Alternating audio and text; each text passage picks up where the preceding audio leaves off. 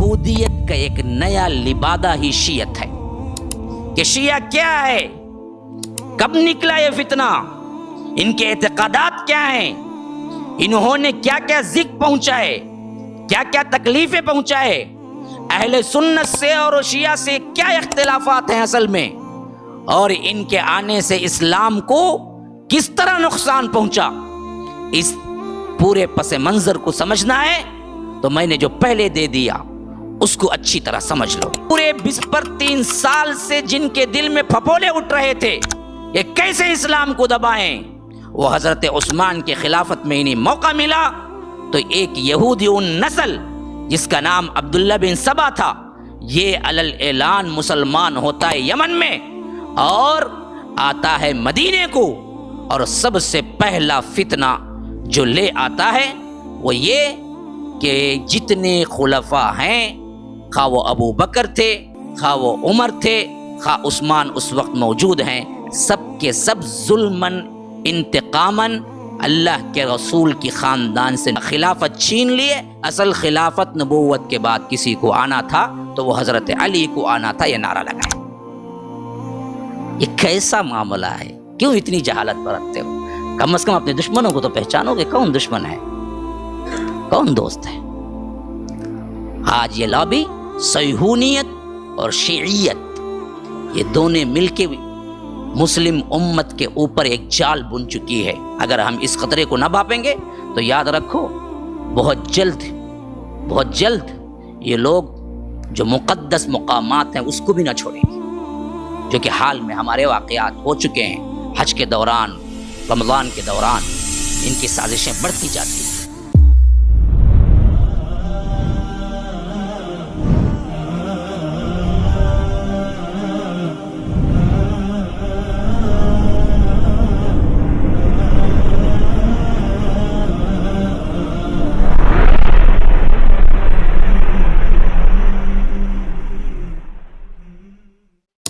ایک یہودی جو ذہین فتین بھی تھا اور ساتھ میں پکا دشمن بھی تھا، یہ نقلی لبادہ اوڑھ کے مسلمان ہونے کا ناٹک کیا اور مسلمان ہونے کا اعلان کیا، جس کا نام عبداللہ بن سبا تھا۔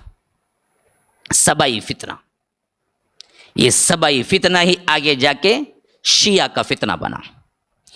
جس تمہید کو میں نے رکھا اس تمہید کو کبھی نہ بھولنا۔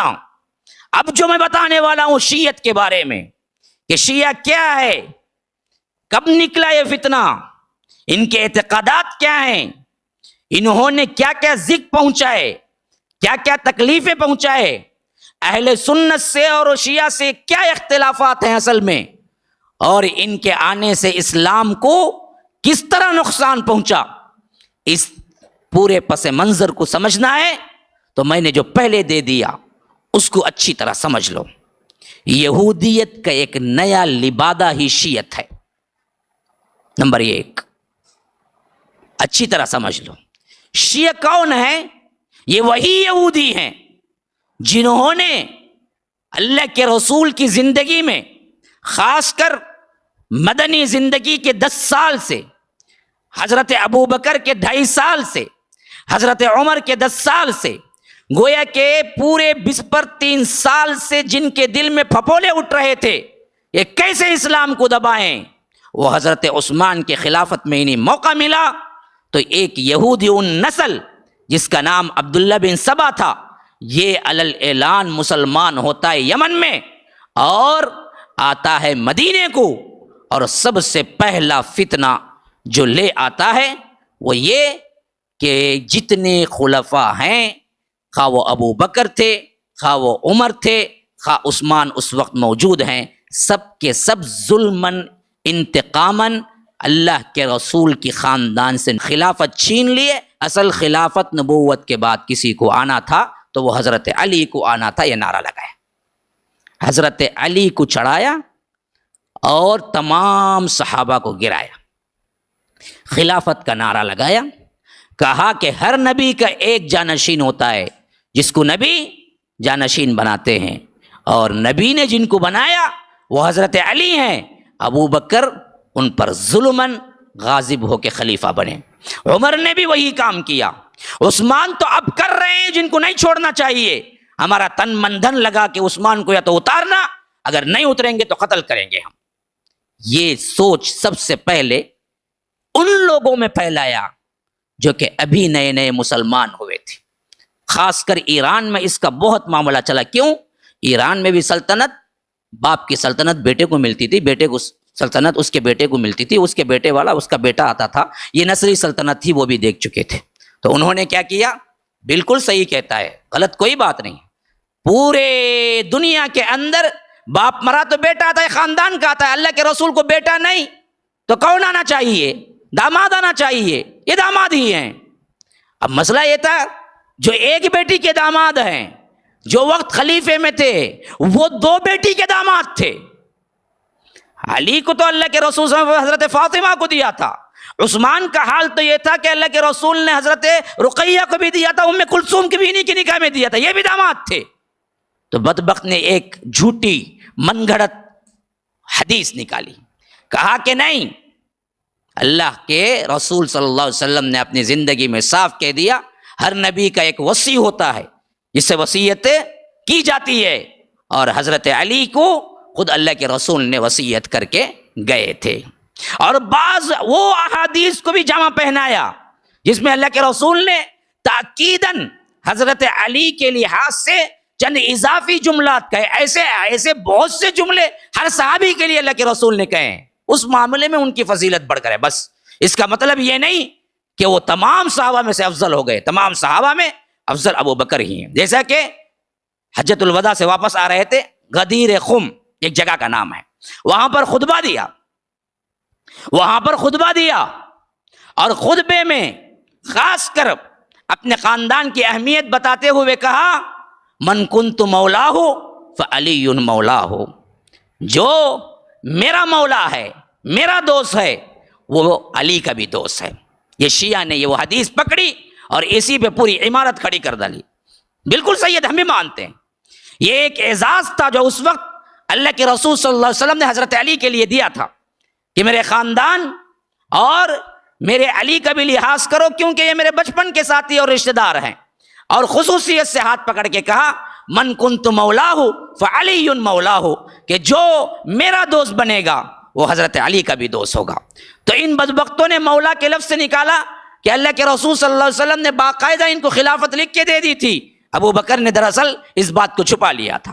اسی طرح اللہ کے رسول صلی اللہ علیہ وسلم وہ واقعے میں بیان کر چکا ہوں، تبوک میں جب مدینے میں نائب رکھا تو حضرت علی کہا کہ یہ لوگ کہتے ہیں کہ یہ عورتوں اور بچوں کے درمیان چھوڑ گئے اور یہ جہاد کے آدمی نہیں ہیں، بزدلی کا تانا دیتے ہیں۔ تو اللہ کے رسول نے کہا تمہاری منزلت وہی ہے جو حضرت موسیٰ کے دوران حضرت ہارون کی تھی، لیکن تم نبی نہیں ہو۔ اس حدیث، یہ بھی بالکل صحیح حدیث ہے، لیکن اس حدیث کو یہ نیا معنی پہچاننے والا یہ بدبخت تھا جو یہودی چاہتا تھا کہ تینوں خلفاء کی پہلے کیا ہے، وہ تحریم، وہ تعظیم جو مسلمانوں کے دلوں میں بیٹھی ہوئی ہے اتارو اور ان کے اندر فتنے برپا کرو، اور حضرت علی کو وہی منصب دلاؤ جو دراصل یہ اپنے یہودی سلطنت، اپنے یہودی عقیدے میں حضرت موسیٰ کے بعد یوشع بن نون کی حیثیت سے وہ لوگ ابن اللہ گڑے ہوئے تھے۔ کہتے ہیں کہ عبداللہ بن سبا جب تک یہودی تھا اس وقت تک مانتا تھا کہ حضرت موسیٰ کے بعد ان کے خلیفے جو تھے یوشع بن نون وہ الہ بن گئے۔ یہودیوں نے الوہیت کا دعویٰ حضرت عزیر کے لیے بھی کیا تھا۔ اب دراصل چاہتا یہ تھا کہ حضرت علی کو الہ بنا کے چھوڑے۔ اب یہ فتنہ آگے بنتا گیا، آگے بڑھتا گیا، کچھ لوگ بنتے گئے، کچھ لوگ کیا ہیں اس کی ہاں میں ہاں ملاتے گئے، خفیہ کام شروع ہو گیا۔ بہت سے نے اس کے اوپر کیا ہے بیعت کر لی، بہت سے نے کہا کہ ہاں بالکل صحیح کہہ رہے ہیں، حضرت عثمان غاضب ہیں، وہ 2 تو غضب کیے لیکن اب نہیں ہیں، فوت ہو چکے، لیکن اب جو زندہ ہیں ان کو پکڑو مارو۔ تو اس کی جمعیت بڑھتی گئی یہاں تک کہ چند افراد جس وقت تمام صحابہ حج کو گئے ہوئے تھے آ کے حضرت عثمان کے پورے محل کو سراؤنڈنگ کر لیا اور آخر کار انہیں اسی محل کے اندر شہید کر دیا۔ یہ وہی تھے جو سبائی فرقے کا پہلا گروہ تھا، اور یہ بدبخت شہید کر کے گئے نہیں بلکہ شہید کر کے ڈھونڈ ڈھانڈ کے حضرت علی کو کہیں سے پکڑ کے لا کے زبردستی خلیفے کا نام دے کر تمام لوگوں کو ڈرایا دھمکایا، اور خود حضرت علی جب آئے تو جتنے لوگ وہاں موجود تھے سب نے کیا ہے کھلے دل سے، کیونکہ اس وقت ان کی عظمت والا کوئی نہیں تھا، حضرت عثمان کے بعد خلیفہ چن لیا۔ یہ متفق علیہ خلیفہ تو بنے، لیکن یہ بدبخت ہمیشہ ان کے دور میں چھائے رہے، جس کی واسطے حضرت علی کو حضرت عثمان کے قصاص بدلہ لینے تک کا کیا ہے موقع نہ ملا، یہاں تک کہ 40 ہجری میں حضرت علی کو بھی انہی لوگوں نے شہید کیا جو ان کی پارٹی میں الگ ہوئے تھے، خارجیین۔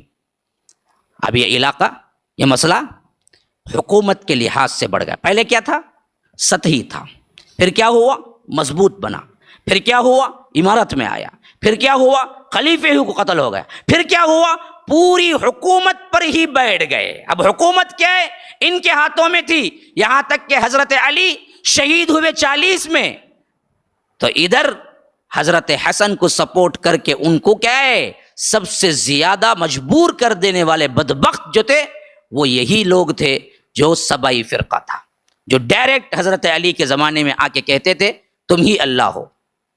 ایسے لوگوں کو انہوں نے سزا دی، بعضوں کو قتل کا حکم دیا، بعضوں کو جلانے کا حکم دیا، جس میں خود عبداللہ بن سبا بھی تھا بعض روایات کے مطابق، اور اس وقت بھی یہ کہتے کہتے مرا کہ سوائے اللہ کے کوئی آگ کی سزا نہیں دے سکتا، اور آپ نے ہمیں جلانے کا حکم دیا تو اب تو ہمیں پکا یقین ہو گیا کہ آپ ہی اللہ ہیں، یہ کہہ کے مرا۔ تو یہ مر تو گیا، لیکن اس کے عقیدے پر ماننے والے لوگ نہیں مرے، آگے چلتی رہی۔ تو حضرت علی کے بعد حضرت حسن کو آٹومیٹک خلافت آئی، تو حضرت حسن نے کہا کہ مجھے اس معاملے میں پڑھنا ہی نہیں ہے، مجھے اپنی خلافت کے لیے کسی مسلمان کا خون بہانا پسند ہی نہیں ہے۔ تو حضرت معاویہ سے لکھا اگر آپ بننا چاہتے ہیں تو آپ بن جائیے، میں اپنی خلافت سے دستبردار ہوتا ہوں۔ حضرت معاویہ اور حضرت حسن میں صلح ہو گئی، حضرت معاویہ خلیفۃ المسلمین بن گئے، اور حضرت حسن اس بات سے اپنے آپ کو کیا ہے بالکل ہی ہٹا لیا۔ تو سب سے پہلے ان پر لان تان کرنے والا فرقہ بھی یہی سبائی فرقہ تھا، جس نے کہا کہ تم نے مسلمانوں کو ذلیل کر دیا۔ جب وہ گزرتے تھے گھوڑے پر سے تو تان کرتے تھے کہ تم وہ ہو جو کہ بزدل بھی ہو اور اپنے باپ کی خلافت بھی چھوڑ کے دے دی، اور ساتھ میں پورے مسلمانوں کا غرور بھی خاک میں ملا دیا۔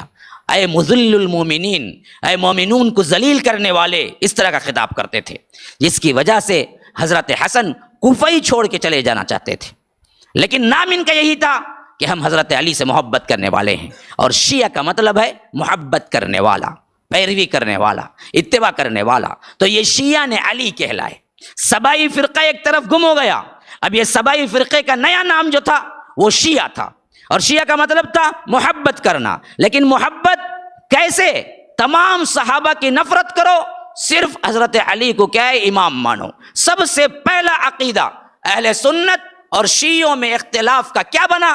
انہوں نے کہا ابو بکر غضب کرنے والے، ظالم، نعوذ باللہ ثم نعوذ، عمر ظالم، عثمان ظالم، سوائے اللہ کے رسول کے بعد کوئی صحیح خلیفہ بننا تھا تو وہ حضرت علی، اور ہمارا عقیدہ اب بھی یہی ہے کہ یہ تینوں ظالم تھے اور حضرت علی جو بنے وہی ایک صحیح خلیفہ تھے۔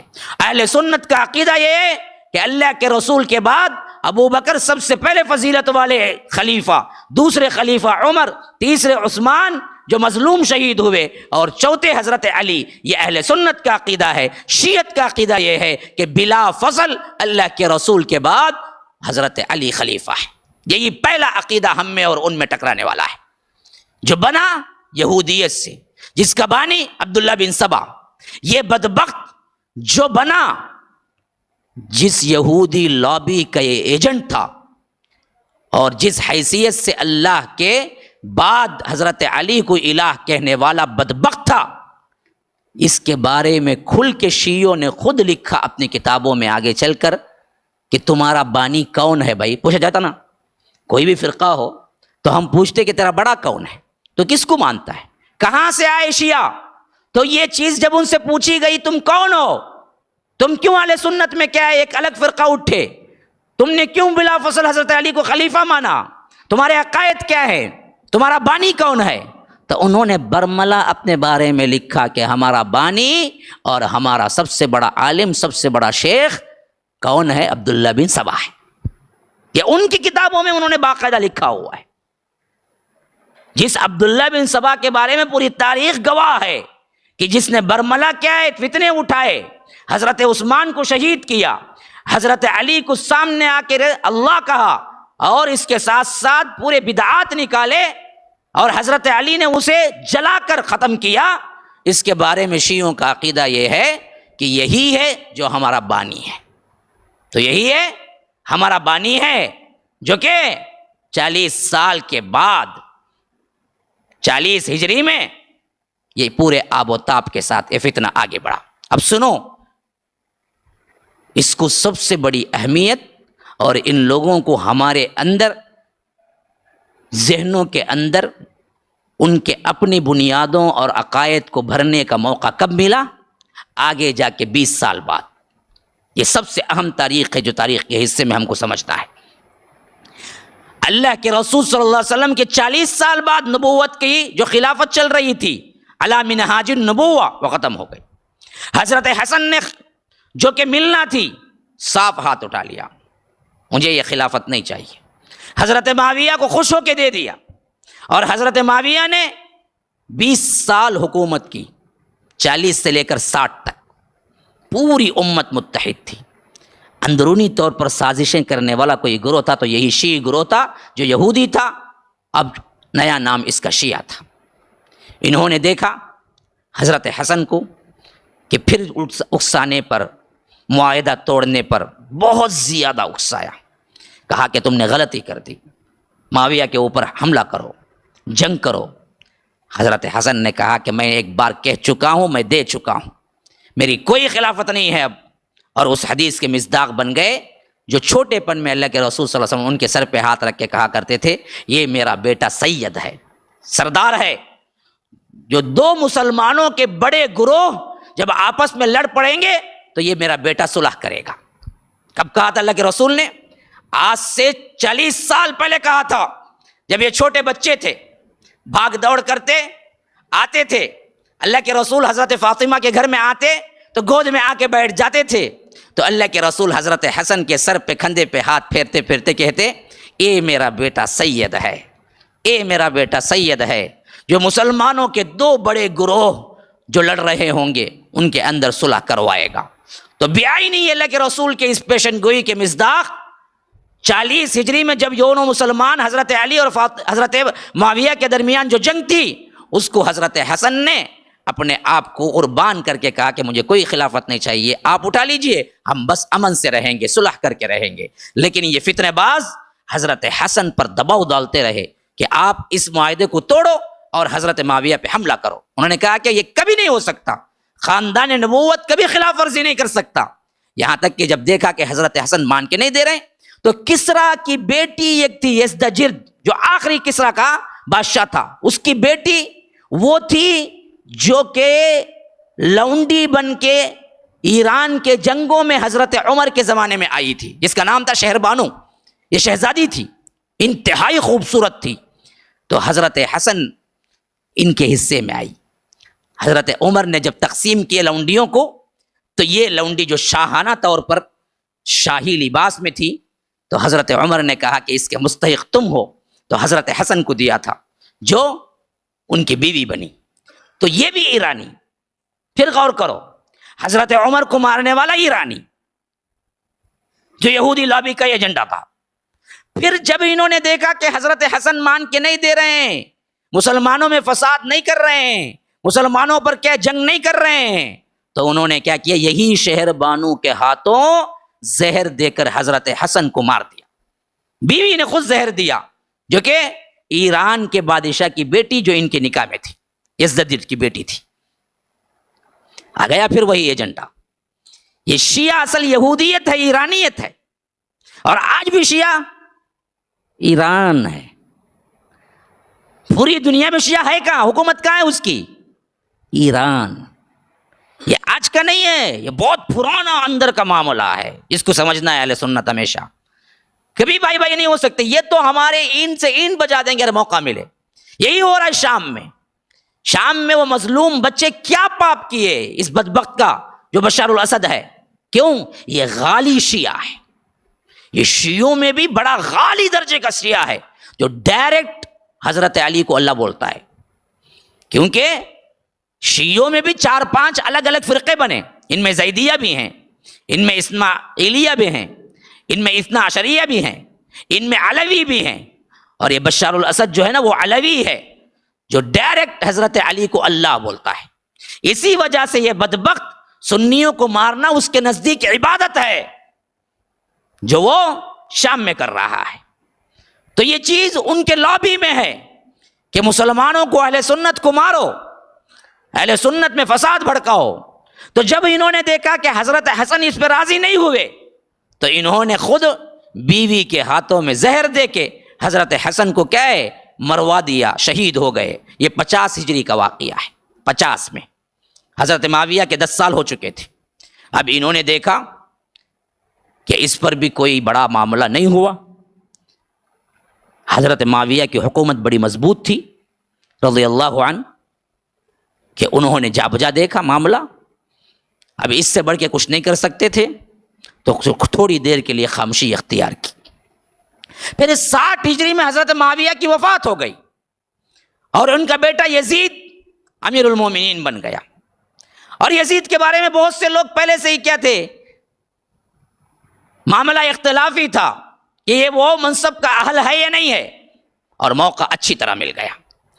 یہی وہ وقت تھا جس میں ان بدبختوں نے، شیعوں نے کیا کیا، کوفے کے اندر حضرت حسین کو بلانا شروع کر دیا جو کہ وہ مدینے میں تھے. کہا کہ آپ کے باپ کی خلافت اصل میں آپ حقدار ہیں، اور جو آپ کے بھائی چھوڑ کے دیے یہ بہت بڑی غلطی تھی، اور آج اگر آپ ہمارے پاس آ جائیں گے تو ہم اپنے جان پہ کھیل کے آپ کی مدد کریں گے اور یزید کا تختہ الٹا دیں گے.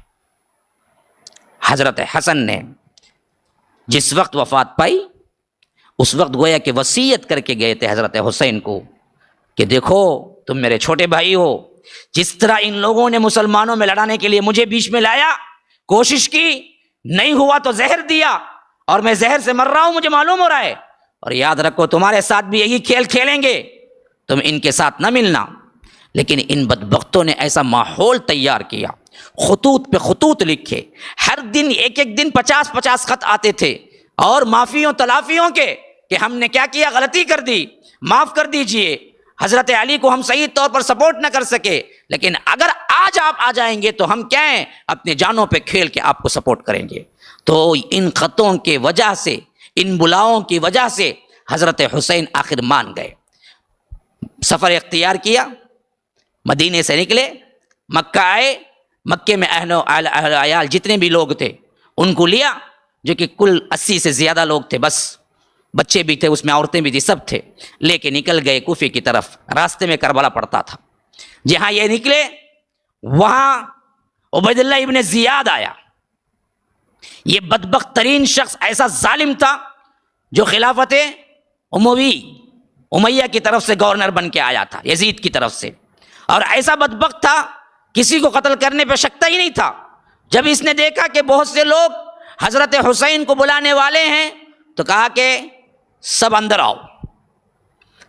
اپنے مجمع میں بلایا، منبر پہ کھڑا، کہا بہت سے گردنوں پہ لٹکے ہوئے سروں کو میں دیکھ رہا ہوں جو بوجھ کی وجہ سے اتارنا پڑ رہا ہے. وہ فصیح و بلیغ زبان بیان کرتا تھا. تو بہت سے لوگوں کو میں دیکھ رہا ہوں جن کے جسم پہ ان کا سر بڑا بوجھ لگ رہا ہے، میں اتارنا ہے ان کا. سدھر جاؤ گے تو میں تمہیں بخشوں گا، اگر پھر تم نے کوئی لیٹر لکھا یا معلوم ہوا کہ کوئی ساز باز کی ہے حضرت حسین سے تو میں اس کے خاندان کو بھی اڑا دوں گا. تو بعض مسخرے تھے جنہوں نے کیا کیا کہ کنکریاں ماری. عبید اللہ ابن زیاد کو کیا ہے، کنکریاں ماری، جو گورنر بن کے آیا تھا. اس نے کہا کہ اچھا میرے سے بھی وہی کھلواڑ کرتے ہو جو اس سے پہلے گورنروں سے کرتے رہے. کہا کہ اپنے سپاہیوں کو حکم دیا کہ سب کے دروازے بند کرو، مسجد کے جتنے دروازے ہیں، جو اس وقت شاہی محل کی طرح بہت بڑی مسجد تھی، تو سب کے دروازے بند کروایا، اور کہا کہ آؤ ایک ایک آئے، قسم اللہ کی اٹھا کے کہے کہ میں نے کنکری نہیں ماری 3 مرتبہ، اگر ماری ہو تو مجھ پر اللہ کی لعنت ہے. تو جب یہ بولے گا تو میں باہر بھیجوں گا. بولنے میں ذرا سا ہچکچایا گردن اڑا دو. ایسے ایک ایک کر کے بلاتا تھا. تھوڑے سے بھی جو حضرت حسین کی طرف رغبت رکھتے تھے اور یہ قسم کھانے میں ذرا سا بھی تردد کرتے تھے, کہتا تھا گردن اڑاؤ. ایسے کئیوں کے لاش کے انبار لگ گئے مسجد کے باہر. پہلا دن تھا اس کی گورنری کا. وہ تو ایسی دھاگ بیٹھی ان بدبختوں کے, جو کہ کیا ہمیشہ سے کیا تھے, بزدل تھے, یہودی تھے, جو بعد میں شیعہ بنے. تو انہوں نے پورا عبید اللہ ابن زیاد کی بات ماننے کا عہد کر لیا اور کہا کہ ہمارا سے کوئی تعلق حضرت حسین کا نہیں ہے. اور جب حضرت حسین کربلا میں پہنچے تو فوج بنا کے, انہی کی فوج بنا کے بھیجا کہ جاؤ لڑو, اگر تم سچے ہو تو جاؤ, جن کو تم نے بلایا خطوط دے کے جاؤ انہی سے لڑ کے دکھاؤ. اب عبید اللہ ابن زیاد سے ایسے ڈرے ہوئے تھے بدبخت یہ, جنہوں نے خطوط دے دے کے بلایا کہ آپ آؤ ہم سپورٹ کرتے, آپ آؤ ہم سپورٹ کرتے, آپ آؤ ہم سپورٹ کرتے, وہی پورے لشکر میں دشمن بن کے حضرت حسین کے سامنے کھڑے ہوئے تھے کربلا کے میدان میں. حضرت حسین نے کہا کہ فلاں, تو فلاں نہیں ہے, تو فلاں نہیں ہے, تو فلاں نہیں ہے, ٹھہر. اندر گئے خیمے میں, انبار تھا, خطوں کا انبار تھا جو ایک بالکل موٹے میں بھرا ہوا تھا. لا کے حضرت علی نے فوج کے سامنے انڈیل دیا. کہا کہ جو نام تو نے بتایا ہے, کیا ان ناموں کی سگنیچر نیچے نہیں ہے کہ بدبختو تم نے مجھے بلایا؟ کہا کہ ہم نے کوئی نہیں بلایا آپ کو, ہم تو کیا ہیں زیاد کے وفادار ہیں. آپ یا تو اس کے ہاں چلیے یا نہیں تو جنگ کے لیے تیار ہو جائیے. حضرت حسین نے کہا کہ نبوت کے خاندان کا ہوں, کبھی ذلت برداشت نہیں کر سکتا. عبید اللہ ابن زیاد کے پاس پہنچ کے بیعت کرنا یہ میری سب سے بڑی تذلیل ہے, میں یہ تو نہیں کر سکتا. ہاں دوسرا آپشن دو, مجھے واپس جانے کو بولو, میں مکہ چلے جاتا ہوں, یا نہیں تو مجھے سیدھے یزید کے پاس پہنچا دو, میں اور یزید بات کر لیتے ہیں, یا نہیں تو کسی ساحل پہ پہنچا دو, کسی بارڈر پہ پہنچا دو اسلامی حکومت کا جہاں جنگ ہو رہی ہو, اور میں کافروں سے قتال کرتے ہوئے اللہ کے راستے میں شہید ہو جاتا ہوں.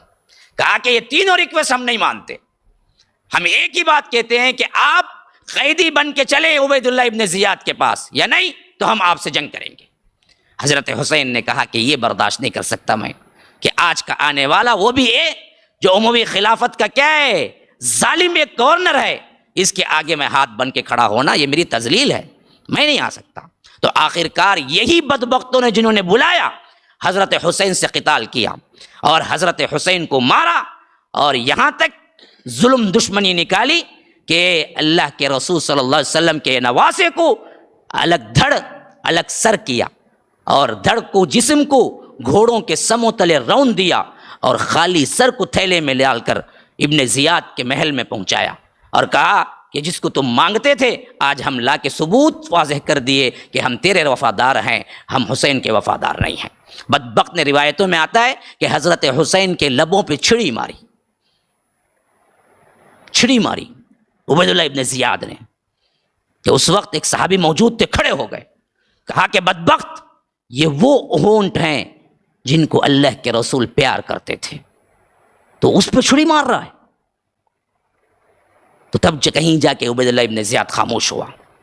یہ واقعہ بالکل صحیح ہے, ہوا تھا, ظلم ہوا تھا, لیکن اصل میں کرنے والے کوئی یزیدی نہیں تھے, مسئلہ سب انہی کا تھا, انہی بدبختوں نے مارا. اور جب یہ معاملہ ہو گیا, حضرت حسین شہید ہو گئے کربلا میں, یہ نیوز پھیلی, جو صحابہ جہاں بھی تھے دنگ رہ گئے, اتنا بڑا حادثہ ہو گیا, نواسہ رسول کو قتل کر دیا گیا اور خاندان کو مٹا دیا گیا, بچوں کو بھی چھوڑا نہیں گیا. اور اس کے بعد ایک ایسا ولولہ اٹھا, ایک ایسا جذبہ اٹھا مسلمانوں میں, جو کہ یزید جو اس وقت تھا اس کے نام سے ایک طرح کی نفرت, کہ اس کے دور, حالانکہ یزید نے نہ حکم دیا تھا نہ یزید کے ایما پہ قتل ہوا تھا, یزید کو پتہ بھی نہیں تھا کیا ہوا تھا. یزید کو اس وقت پتہ چلا جب کہ خاندان کے بچے کچھ افراد سفر کرتے ہوئے جب شام پہنچے تو تب معلوم ہوا تھا حضرت حسین قتل ہو گئے. اور روایتوں میں آتا ہے کہ اس نے رویا تھا, پشیمانی کی تھی, کہا تھا کہ بدبخت عبید اللہ ابن زیاد نے میرے حکم کے بغیر یہ کام کر دیا, اگر مجھ سے پوچھا ہوتا تو میں کبھی قتل کرنے کا حکم نہ دیتا، میں مٹ کے بیٹھ کے بات کر لیتے اگر کچھ مسئلہ ہوتا۔ تو اس میں یزید کا اتنا بڑا ہاتھ تھا ہی نہیں، جو کہ خلافت اور تاریخ میں ہمیں لا کے بتایا گیا اہل سنت کے سامنے کہ ایسا ہو گیا کہ سب سے بڑی گالی ہمارے ہاں یزید ہو گئی۔ کہہ رہے تو یزید کے سرکہ ہے، بولے تو انہیں پریشان ہو جاتا، حالانکہ اس کا مسئلہ ہی نہیں تھا، وہ مسئلہ سب وہی شیعہ نے علیوں کا تھا، جنہوں نے حضرت علی کو مروانے میں بھی ہاتھ دیا، اسی طرح حضرت حسن کو مروانے میں بھی ہاتھ دیا، اور اسی طرح حضرت حسین کے مروانے میں بھی یہی بدبخت آئے تھے، انہوں نے ہی قتل کیا تھا۔ اور آخر جب پلٹ کے آئے تو نعرے بلند کرنے لگے، وقت گزرتا گیا تو مرثیہ خوانی کرنے لگے، وقت گزرتا گیا یا حسین کے نعرے بلند کرنے لگے، وقت گزرتا گیا تو ان کے الگ الگ رسومات ایجاد کر لیے، انہوں نے اہل سنت سے بالکل ہی الگ معاملہ اپنا لیا، اپنا عقیدہ الگ بنا لیا، اپنا قرآن الگ بنا لیا، اپنے حدیث کی کتابیں الگ بنا دیا، اپنی فقہ الگ بنا دی، ہر چیز انہوں نے کیا کیا، اسلام کا اختلاف ایک ایسا کیا کہ کوئی مذہب کتنے فرقے بنے لیکن قرآن ان کا ایک ہے، رسول ان کا ایک ہے، کتاب ان کی ایک ہے، فقہ ان کی ایک ہے، لیکن یہ شیعہ تھے جو برابر پلاننگ سے آئے تھے اور انہوں نے اسلام کا لبادہ اوڑھا اور آخر کار جو کرنا چاہتے تھے وہی کام جو عیسائیوں کے اندر جان پول نے کیا تھا۔ عیسائی تھا وہ بھی دراصل یہودیت سے عیسائی بنا اور حضرت عیسیٰ کا ماننے والے کی روب میں اللہ تین ہے کا عقیدہ پیش کرنے والا پہلا شخص جان پول تھا، جس کی وجہ سے آج پوری عیسائیت شرک و بدعت میں ہے۔ بالکل یہی معاملہ مسلم امت کے ساتھ کوئی کرنے والا تھا تو وہ یہودی تھا جو عبداللہ ابن سبا نے آ کے حضرت علی کو اللہ کا لبادہ اڑایا اور آگے چل کے الگ ایک مذہب کریٹ کر ڈالا، جس کی کتاب الگ، جس کے جز الگ، جس کے پارے الگ، قرآن کے ان کے پاس 40 جز ہیں، روزہ الگ، مغرب کے بعد کھلتا ہے، امام الگ، ان کے لیے نبوت کا معاملہ، امامت بڑھ گیا، نبوت کم ہو گئی، ان کے امام نبیوں سے بھی آگے بڑھ گئے، حضرت علی اللہ کے رسول سے بھی آگے بڑھ گئے، پنجتن پاک کا نعرہ لگایا گیا، حضرت حسن، حضرت حسین، حضرت فاطمہ، حضرت علی اللہ کے رسول، اس کے علاوہ سب صحابہ جہنمی کا نعرہ لگایا گیا، اور یہ پنجے سنیوں کے ہاتھوں بٹھائے گئے لیکن اندر رکھنے والے سب کے سب شیعہ تھے۔ یہ عقیدے ہمارے اندر لائے گئے باقاعدہ پوری پلاننگ سے، اور یہ قوت بنتی گئی، اور مسلمان امت کے اندر یہ زہر کے خنجر کی طرح چپتی رہی حتیٰ کہ آج تک بھی چھپی ہوئی ہے۔ آج تک بھی آپ میپ دیکھ لیجئے، عرب کنٹریز اور گلف کنٹریز اور اس کے بارڈرز میں یہ ایران خنجر کی طرح چھپا ہوا ہے، جو سب کی طرف سے خطرناک ترین کھیل کھیل رہا ہے۔ اس کے لیے کیا ہے، مکے پہ حملہ کرنا، کعبۃ اللہ پہ حملہ کرنا بھی بہت معمولی بات ہے، کیونکہ کئی مرتبہ کر چکا ہے۔ حجاج مینا کے میدان میں ہو تو بھی انہیں قتل کرنا جائز ہے، کیونکہ یہ اہل سنت ہیں اور ان کے لیے قتل کرنا جائز ہے۔ جیسا کہ گزشتہ حج میں ان لوگوں نے عرفات کے میدان میں، مینا کے میدان میں بڑی بڑی کھلبلیاں مچائی۔ یہ وہی لابی ہے جو کام کر رہے ہیں، آگے آگے آگے آگے آگے۔ ہاں، عوام شیعہ میں یہ باتیں نہیں معلوم ہوں گی، لیکن ان کے جو سرغنے ہیں وہ جانتے ہیں سب کچھ، اور آج ہم نہ جاننے کی وجہ سے کہتے ہیں کہ شیعہ سنی بھائی بھائی، حالانکہ ان کی کسی بات سے ہماری مماثلت نہیں ہوتی۔ ان کا عقیدہ بلا فصل حضرت علی اللہ کے رسول کے بعد، ہمارا عقیدہ اللہ کے رسول کے بعد ابو بکر، عمر، عثمان، اس کے بعد علی ہے۔ ان کا عقیدہ 40 پاروں کا ہے، ہمارا عقیدہ 30 پارے جو اللہ تبارک و تعالی نے جبرائیل کے ذریعے بھیجا۔ ان کا عقیدہ ہے کہ جبرائیل نے خیانت کی اور یہ دشمن علی فرشتہ ہے جو اللہ نے وحی دے کے کہا کہ علی پہ جا کے اتارو، تو انہوں نے محمد پہ اتار دیا، نعوذ باللہ صلی اللہ علیہ وسلم۔ ہمارا عقیدہ یہ ہے کہ جبرائیل امین ہے، امین ہے وہ، مطاع ثم امین ہے وہ۔ ہم ان سے محبت رکھتے ہیں، یہ ان سے بغض رکھتے ہیں۔ ان کی لابی یہ ہے کہ اہل سنت کو اڑاؤ، ہماری لابی یہ ہے کہ اہل سنت کو بچاؤ۔ ان کی لابی یہ ہے کہ اہل سنت کے اندر فضا مقدر کر دو بے حیائی کے لباس میں۔ ہماری لابی یہ ہے کہ اہل سنت کے اندر امن و امان کے ساتھ ان کے اندر بے حیائی کو دور کرو، حیا لاؤ۔ آج جتنی لابیاں کام کر رہی ہیں نا بے حیائی کے، ان سب کے اندر یہ بھی ہیں، ان سب کے اندر یہ بھی ہیں، بلکہ ان کا عقیدہ ہے کہ انسان چند دن کے لیے پیسہ دے کے بیوی بنا سکتا ہے اور جب چاہے چھوڑ کے جا سکتا ہے، اسے یہ متع کہتے ہیں۔ حالانکہ شریعت محمدی میں متع حرام ہے، شادی کرنا ہے زندگی بھر کی نیت سے کرنا ہے، یہ اور بات ہے کہ بعد میں طلاق ہو جائے، لیکن نیت پہلے ہی یہ ہے کہ میں 4 دن کے لیے شادی کر رہا ہوں تو وہ شادی حرام ہے، زنا ہے۔ اور یہ شادی شیعت کے اندر سب سے بڑا مذہبی عقیدہ ہے کہ ان کا ہر آدمی متع کرنا جائز نہیں بلکہ کرنا چاہیے، 4 دن کے لیے، 5 دن کے لیے، 6 دن کے لیے، 1 سال کے لیے، اس کے بعد وہ بھیج دے تو بالکل صحیح ہے، جو متع کہتے ہیں۔ ایسے ہر معاملے میں ڈیفرنٹ ہے، اور ان کی لابی ہی اسلام دشمنی ہے، جو اللہ کے رسول صلی اللہ علیہ وسلم کی زندگی ہی میں کیا مارنے کی سازشیں کی، وہ کیسے ہمارے سے ٹھنڈے دل پہ برداشت کریں گے، ہمارے سے اچھا سلوک کریں گے؟ تو یاد رکھو مسلمانوں، ان کے معاملات میں ہم آگے بڑھ کے اور سپورٹ کرنا۔ محرم آیا، عاشورہ آیا، انہوں بھی کیا کہتے، درد مندی سے روزہ رکھتے، کہتے ارے بیوقوف، ان بدبختوں کی اتباع کرتا ہے جنہوں نے اسلام کی جڑیں کھوکھلے کرنے کے لیے اپنی زندگیاں لگائی۔ کھائی کا روزہ، کس کا روزہ؟ جیسے حسنین کریمین شہید ہوئے ویسے عثمان بھی شہید ہوئے، عمر بھی شہید ہوئے، ان کا بھی روزہ رکھو۔ تم نے کبھی رکھا؟ حسین مرتبے میں بڑے ہیں، حضرت ابو بکر و عثمان علی بڑے ہیں، ان کا کوئی روزہ نہیں۔ تعزیہ کو کتنے لوگ کیا ہیں تعزیت کے وقت نہ کرتے ہیں تو لیکن کم از کم کالا کپڑا تو پہن لیتے تعظیماً، تعزیہ نہیں مارتے ہیں تو بھی کالا کپڑا پہن لیتے۔ کیوں؟ حضرت حسین کو قتل کیا گیا۔ کتنے لوگ ہیں شادی بیاہ نہیں کرتے محرم میں، سنی، کتنے لوگ ہیں جو سنی ہو کے کیا ہے کالا لباس پہنتے ہیں، کتنے لوگ ہیں جو سنی ہو کے کیا ہے اس ماہ میں کوئی بھی میٹھا نہیں پکاتے، اس ماہ میں کوئی دعوت نہیں کرتے، تعزیہ دیکھنے کے لیے مقررہ وقت پہ بھاگ کے جاتے، ان کو ستائش کی نظر سے دیکھتے کہ کیا کام کر رہے ہیں۔ یہ پورا ان کا سپورٹ کرنا ہے، اور سپورٹ کس کو کر رہے ہو؟ جو تمہاری ہی جڑیں اندر سے کاٹ رہا ہے، تم نامعلوم حیثیت سے جا کے ان کی سپورٹ کر رہے ہو، جو تمہیں کیا ہے اگر موقع ملے گنوں اور توپوں سے اڑا دے، تمہیں اتنا غصہ اندر دبائے ہوئے ہو اور تم جا کے اس کے پاؤں دھوتے ہو۔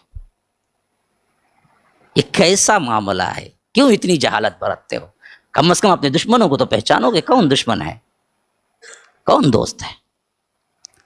آج یہ لابی صہیونیت اور شیعیت، یہ دونوں مل کے مسلم امت کے اوپر ایک جال بن چکی ہے۔ اگر ہم اس خطرے کو نہ بھاپیں گے تو یاد رکھو بہت جلد یہ لوگ جو مقدس مقامات ہیں اس کو بھی نہ چھوڑیں گے، جو کہ حال میں ہمارے واقعات ہو چکے ہیں۔